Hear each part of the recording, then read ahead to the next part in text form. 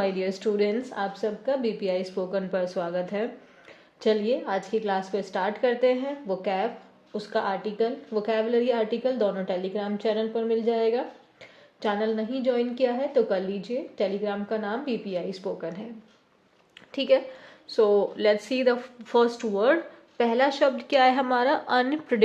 Unprecedented. Unprecedented, अन का मतलब हो गया यहाँ पे नॉट, यानी विदाउट, ठीक है। अन हो गया नॉट या विदाउट, और प्री का मतलब आप जानते हैं बिफोर, ठीक है। तो ऐसी कोई चीज जो पहले नहीं, मतलब अनप्रेसिडेंटेड ये एडजेक्टिव है।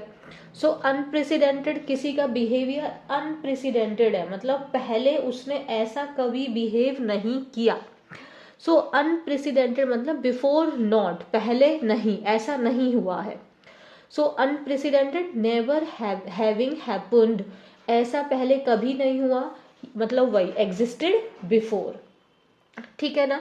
सो अनप्रेसिडेंटेड का मतलब क्या हुआ? नेवर हैविंग हैपेंड बिफोर, ऐसा पहले कभी नहीं हुआ। किसी का बिहेवियर मान लो बहुत रूड है, और वो, लेकिन वो तो एक्चुअली में इंसान बहुत अच्छे से बिहेव करता है, बहुत प्यारा इंसान है वो, बट आप कह रहे हो इसका जो ये बिहेवियर था ना, ये अनप्रेसिडेंटेड था, मतलब पहले इसने ऐसा कभी भी बिहेव नहीं किया। क्लियर है यहाँ तक? सो अनप्रेसिडेंटेड मतलब ऐसी कोई चीज जो पहले कभी भी नहीं हुई हो। जैसे अब आप इसे किसी भी तरीके के नाउन के साथ लगा दीजिए, वो हो जाएगा। जैसे हमने क्या बोला, ये जो ग्रोथ है, इस तरीके की, इस लेवल पे जो हमारी ग्रोथ हो रही है, ये अनप्रेसिडेंटेड है, मतलब इस तरीके से ग्रोथ तो पहले कभी भी नहीं हुई। मान लो एक दिन में ही आपको लाखों का बेनिफिट हो रहा है, लाखों का आपको प्रॉफिट निकल रहा है, तो ये जो ग्रोथ है ये अनप्रेसिडेंटेड है। इस तरीके की ग्रोथ पहले कभी भी नहीं हुई है, ठीक है ना। नेक्स्ट वर्ड क्या है हमारा? इमर्ज। इमर्ज का मतलब कोई चीज जो अपीयर हो रही है, प्रेजेंट हो रही है आपके सामने, मीन्स प्रकट होना या निकलना, ठीक है। इमर्ज का मतलब प्रकट होना या निकलना। कल की क्लास में भी इमर्ज शब्द आया था, किसी बात के बारे में पता चलना। आपको किसी बात के बारे में पता चला, उसके बारे में आपको मालूम हुआ, आपको जानकारी प्राप्त हुई। तो जैसे प्रकट होने के लिए मैंने ये सेंटेंस लिखा है, his visit became controversial after videos emerged on social media. और ये जो मैंने सेंटेंस लिया है, ये मैंने कल वाले ही न्यूज से लिया है जो हमने कल कवर की थी, कि जो उनकी विजिट थी वो क्या हो गई? कंट्रोवर्शियल हो गई, जब उनकी विजिट के रिगार्डिंग में वो जो वीडियोस थी वो सोशल मीडिया पे क्या होने लगी? अपीयर होने लगी, सोशल मीडिया पर प्रेजेंट होने लगी, सोशल मीडिया पे बाहर आने लगी। तो उनकी जो विजिट थी वो कैसी बन गई? कंट्रोवर्शियल बन गई। देन दूसरा क्या था हमारा? इमर्ज का मतलब किसी चीज के बारे में पता चलना, उसके बारे में जानकारी मिलना। जैसे ड्यूरिंग इन्वेस्टिगेशन, जो इन्वेस्टिगेशन हो रही थी उसके दौरान क्या पता चला? हमें क्या पता चला कि she herself had killed her child, कि उसने खुद अपने बच्चे को मारा है। ये चीज कब पता चली? ये चीज पता चली इन्वेस्टिगेशन के दौरान।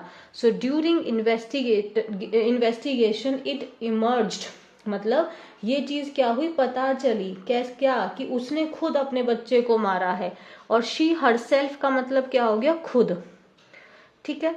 ये यहाँ पे क्या हो गया? ये खुद है आपका, कि उसने खुद अपने बच्चे को मारा है, ये बात इन्वेस्टिगेशन के दौरान पता चली। तो इमर्ज पता चल गया आपको, किसी चीज का अपीयर होना, प्रेजेंट होना, बाहर निकल के आना, या फिर हाँ बाहर निकल के आ रही है मतलब वो चीज अब रिवील हो गई है, लोगों को पता चल गई है उस चीज के बारे में। और अनप्रेसिडेंटेड मतलब ऐसी कोई चीज जो पहले कभी भी नहीं हुई हो। अनप्रेसिडेंटेड बिहेवियर, ऐसा बिहेवियर जो पहले कभी भी ना किया हो। अनप्रेसिडेंटेड ग्रोथ, ऐसी ग्रोथ जो पहले कभी भी ना देखने को मिली हो। यहाँ तक डन है। नेक्स्ट वर्ड है हमारा स्लेट।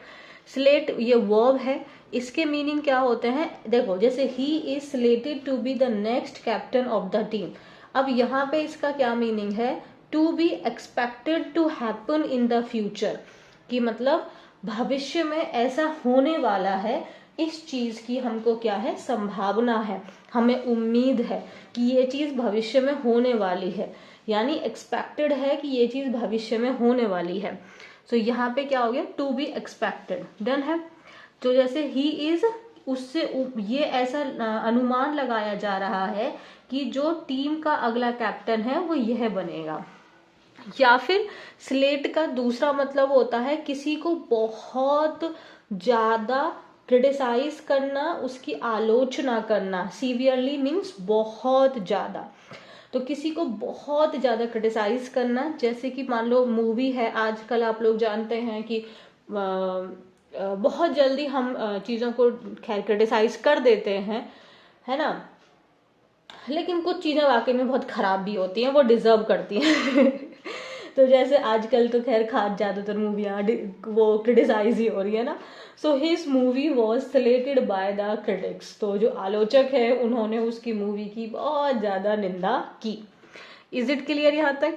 तो स्लेट का मीनिंग पता चल गया, या तो कोई चीज भविष्य में ऐसी होने वाली है इसकी हमको उम्मीद है, और या फिर किसी चीज को बहुत ज्यादा क्रिटिसाइज करना, उसको बहुत बुरी तरीके से। डन है। नेक्स्ट क्या है हमारा, राउट।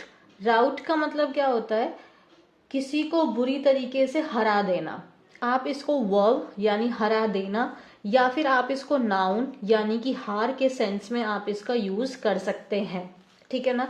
सो राउट वर्ब और नाउन दोनों इसकी पार्ट्स ऑफ स्पीच होती हैं। टू डिफीट समबडी कंप्लीटली, बुरी तरीके से आपने उसको हरा दिया।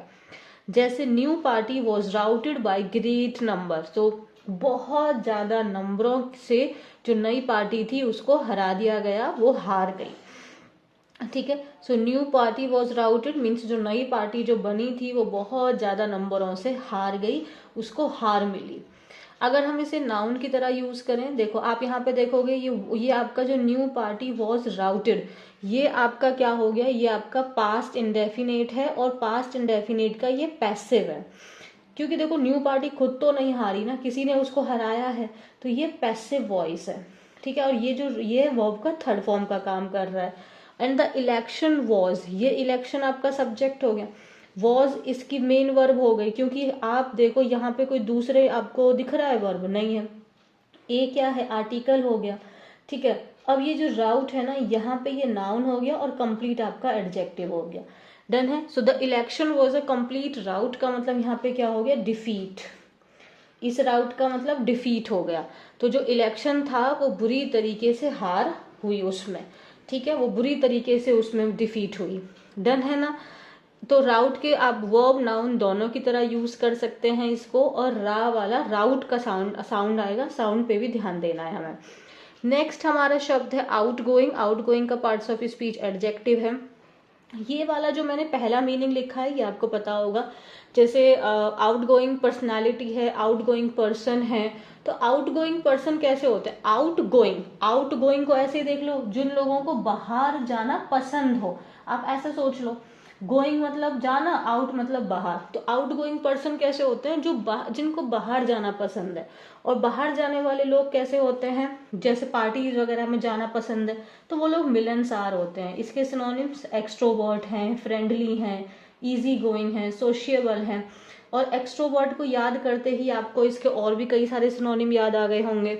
सो आउट गोइंग पर्सनैलिटी कैसी होती है, जो मिलनसार होती है, जो दूसरों से मिलना पसंद करती है। जैसे she has an out going personality, तो उसकी पर्सनैलिटी, उसका व्यक्तित्व कैसा है, आउट गोइंग है, मतलब उसको लोगों से मिलना जुलना, बातें करना पसंद है। एक तो ये हो गया। अब जैसे यहाँ पे दूसरा मैंने लिखा है आउट गोइंग फ्लाइट्स। फ्लाइट्स आपका नाउन हो गया, आउट गोइंग आपका एडजेक्टिव है। अब कैसी फ्लाइट्स, जो जा रही हैं, जो बाहर जा रही हैं, जो जैसे मान लो दिल्ली है, तो जो दिल्ली से बाहर जा रही हैं वो वाली फ्लाइट्स हो गई हमारी आउट गोइंग, और जो दिल्ली में आ रही हैं वो इनकमिंग हो गई, है ना। तो आउट गोइंग का मतलब दूसरा क्या हो गया, जो दूर जा रही हैं। अगर हम किसी पर्सन को आउट गोइंग बोल रहे हैं, जैसे हमने बोला out going chairman, outgoing president, outgoing prime minister, outgoing chief minister, इसका मतलब जो उस पोजीशन को छोड़ने वाले हैं, जो उस पोजीशन को छोड़कर जा रहे हैं। अब या तो वो रिटायर हो रहे हैं या उनका जो का टेन्योर है, जो टाइम पीरियड है वो खत्म हो गया है। सो रिटायरिंग हो गया, लीविंग हो गया, डिपार्टिंग हो गया। सो दोनों मतलब समझ में आ गए आपको। जैसे आपके एग्जाम्पल में क्या लिखा है, outgoing flights are booked until 15 January, कि 15 जनवरी तक सो बाहर जाने वाली सारी की सारी फ्लाइट्स क्या हैं, ऑलरेडी बुक्ड हैं। डन। आगे अब अपना आर्टिकल करते हैं। का आर्टिकल है वो हमारा इलेक्शन के रिगार्डिंग है। आप जानते हैं कि महाराष्ट्र एंड झारखंड में जो इलेक्शंस हुए थे उनका रिजल्ट आ चुका है। सो लेट्स सी क्या दिया है। वैसे तो आप जानते ही होंगे महाराष्ट्र में आपका जो आपका कौन सी पार्टी है, महायुति पार्टी है, वो जीत गए हैं, मतलब उनका अलायंस जीता है। और झारखंड में आपका जो आपकी मुक्ति मोर्चा है वो लोग जीते हैं। सो लेट्स सी क्या दिया हुआ है। महायुति स्वीप्स महाराष्ट्र। स्वीप्स करना मतलब किसी चीज को क्लीन कर देना, स्वीप करने का मतलब किसी चीज को एकदम सफाया कर दिया। तो यहाँ पे इसका प्रैक्टिकल मत देखना, झाड़ू से नहीं है इसका मतलब आपका लिटरल नहीं है, फिगरेटिव है। सो जो महायुति है ना, जो आप जिसमें आपकी बीजेपी का भी जिसमें अलायंस है, उन्होंने क्या किया है, महाराष्ट्र को एकदम क्लीन चिट कर दिया है। वही लोग वहां पे, और बीजेपी तो बल्कि सबसे लार्जेस्ट पार्टी के रूप में निकल के आई है। सो महाराष्ट्र में कौन जीता है, महायुति। और झारखंड में कौन जीता है, आपके इंडिया ब्लॉक, यानी जो कांग्रेस और बाकी जो सारी अलायंस है। सो नाउ लेट्स सी क्या दिया हुआ है। The ruling front leads in 233 of the 288 seats. ये 288 किसके लिए थी, महाराष्ट्र के लिए। सो महाराष्ट्र में टोटल कितनी सीट्स के ऊपर में इलेक्शन हुआ है, 288 पे, जिसपे महायुति का जो बना है वो 233 है। अगर सिर्फ और सिर्फ बीजेपी को देखें, बीजेपी के अकेले 132 हैं, बीजेपी के अकेले 132 हैं, और ये जो महायुति है इनके 233 हैं आउट ऑफ 288। डन है। Formation of a new government likely in 3 days। और नई गवर्नमेंट का जो फॉर्मेशन है उसकी संभावना है कि वो 3 दिनों में हो जाएगा। डन है जी। आगे देखें इसको डिटेल में। आगे अब रीड करते हैं। In an unprecedented electoral sweep which Maharashtra has not seen since the 1980s। In an unprecedented electoral sweep मतलब किस तरीके के इलेक्शन रिजल्ट आए हैं जो पहले कभी नहीं हुए। कब से, 1980s के बाद में ऐसा नहीं हुआ है। 1980s के बाद में महाराष्ट्र में ऐसा नहीं हुआ है, मतलब एकदम सफाया हो गया पूर्ण रूप से। जो आपकी रूलिंग महायुति है, ruling Mahayuti is leading in 233 of the 288 seats in the assembly election. ये तो हमने देख ही लिया था, जिसमें आपकी जो भारतीय जनता पार्टी है emerging as the single largest party winning 132 seats in its own. जिसमें से आपकी जो भारतीय जनता पार्टी है वो किस तरीके से उभर के निकली है, किस तरीके से अपीयर हो रही है, एक सिंगल लार्जेस्ट पार्टी। क्योंकि 288 में से 132 सीट्स तो आपकी बीजेपी की ही है, जबकि 288 उसने पूरी सीट्स के ऊपर वो कॉन्टेस्ट भी नहीं कर रहे थे। ठीक है। सो भारतीय जनता पार्टी कैसी निकल के आ रही है, कैसी उभर के आई है, एक लार्जेस्ट पार्टी के रूप में। डन है। Okay. The Mahayuti is slated to form the government within the next 3 days। Mahayuti is slated का मतलब क्या था, एक्सपेक्टेड। ऐसी संभावना की जा रही है कि अगर जो महायुति है वो अपनी गवर्नमेंट बनाने वाली है। कितने दिनों में, अगले 3 दिनों में महायुति अपनी गवर्नमेंट बना लेगी, ऐसी उम्मीद है। जिसमें with the MLAs elect being asked together in Mumbai immediately. आपके जितने भी MLA जो वहां पे चुने गए हैं उनको बोला गया है कि वो मुंबई में तुरंत जल्दी से जल्दी पहुंचे। Senior BJP leader and Union Minister Rajnath Singh is likely to be in Mumbai on Sunday as the central observer of the party. Senior BJP leader and union minister Rajnath Singh. अच्छा, आप देखेंगे BJP leader and union minister Rajnath Singh, तो actually person कौन हुआ? Rajnath Singh.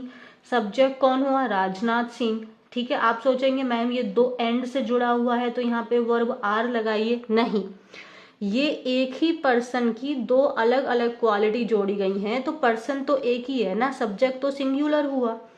Done है, subject singular है तो verb singular आएगा। तो अगर हम देखें BJP leader, leader union and union minister, leader and minister ये दोनों एक ही पर्सन के लिए बताया गया है, तो पर्सन कैसा है? सिंगुलर।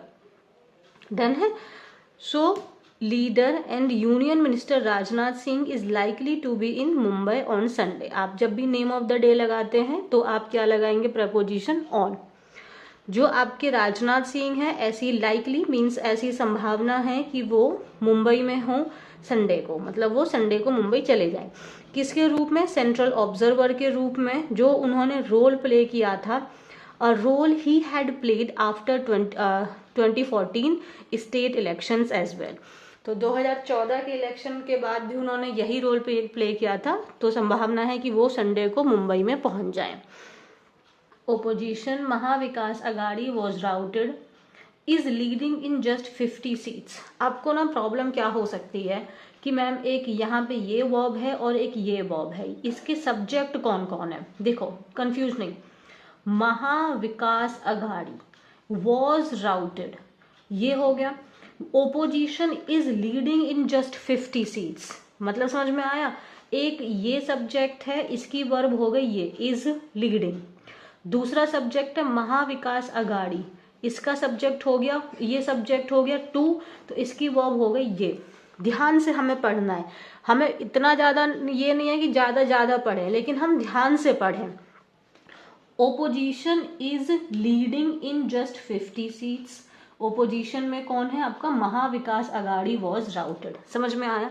जो महाविकास अघाड़ी है उसको हार मिली, उसको हरा दिया गया है। ओपोजिशन जो है वो सिर्फ 50 सीटों से है, ओपोजिशन के पास सिर्फ 50 सीटें हैं। जो Maharashtra assembly election, the Maharashtra assembly is not likely to have a leader of the opposition position this time. जो इस समय पे ऐसे लग रहा है कि जो महाराष्ट्र असेंबली है उसमें ओपोजिशन लीडर नहीं होगा, क्योंकि none of the 3 MVA parties, जो 3 MVA पार्टीज मिलके जिन्होंने महाविकास अघाड़ी पार्टी जो ये अलायंस बना हुआ है, इनकी जो तीनों मेन पार्टीज हैं, none of the 3 MVA parties, none यहाँ पे सब्जेक्ट कौन है? नन। ऑफ क्या हो गया? प्रपोजिशन। द 3 MVA पार्टीज नहीं है भैया, इसको मत देखो, इसीलिए देखो यहाँ पे हैज लगाया है। None has been able to win even 10% of the total seats, मतलब कोई भी नहीं है जिसने इवन 10% भी टोटल सीट्स में से जीता हो। सब्जेक्ट कौन है? नन, इसीलिए यहाँ पे हैज आया है। डन है ना? शिवसेना उद्धव बाला साहेब ठाकरे, जो उनकी जो टीम, जो उनकी पार्टी है, उन्होंने क्या किया है? वॉन, हाँ, the highest number of seats, उनके 20 जो मतलब इनकी MVA है, इसमें से जो शिवसेना की जो आपकी बाला साहेब ठाकरे, उद्धव बाला साहेब ठाकरे की जो पार्टी है, उसमें 20 उन्होंने सीट्स को जीता है। कांग्रेस ने 16, और इसके साथ जो आपकी नेशनलिस्ट कांग्रेस पार्टी जो शरद पवार जी की है, उसने 10 सीट को जीता है।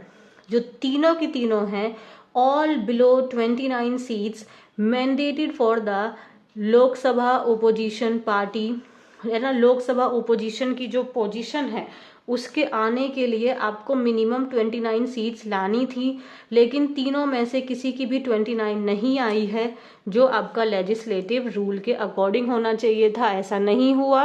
तो इसीलिए इस बार कोई भी ओपोजिशन लीडर नहीं होगा। ठीक है। No decision on CM yet, अभी तक CM कौन होगा महाराष्ट्र का, इसके ऊपर कोई भी निर्णय नहीं आया है। येट मतलब अभी तक। जो करंट असेंबली है, the current assemblies term ends on November 26। जो करंट असेंबली है, जो अभी है, जो इनका टर्म है, अब यहाँ पे सब्जेक्ट कौन है? टर्म। कब खत्म हो रहा है? November 26 को खत्म हो जाएगा। Outgoing chief minister Eknath Shinde. अच्छा, अभी प्रेजेंट में कौन है, एकनाथ शिंदे। आउटगोइंग का मतलब क्या हुआ, इस समय पे कौन बनेगा नहीं पता, तो इसका मतलब इनकी जो टेन्योर है वो तो खत्म हो रहा है, वो तो जा रहे हैं, ठीक है। इनके जो एमएलए हैं, इन्होंने एक आपकी जो प्रिलिमरी मीटिंग की थी मुंबई में सैटरडे इवनिंग को, giving their chief the right to take all decisions on government formation on the party's behalf. तो जितने भी इनके एमएलए हैं, उन्होंने अपने चीफ को भाई ये अथॉरिटी दी है, उनको वो राइट दिया है कि वो गवर्नमेंट फॉर्मेशन में उन लोगों का क्या रोल रहेगा, उसके ऊपर वो डिसीजन ले, ठीक है। Their final legislative meeting will be held on Sunday after all their MLAs elect reach Mumbai, यानी कि आज की बात है। तो उनकी जो फाइनल मीटिंग होगी वो संडे को होगी, मीन्स आज होगी, हो रही भी होगी, जब उनके सारे जो एमएलए हैं वो मुंबई पहुंच जाएं, जो जीते हैं।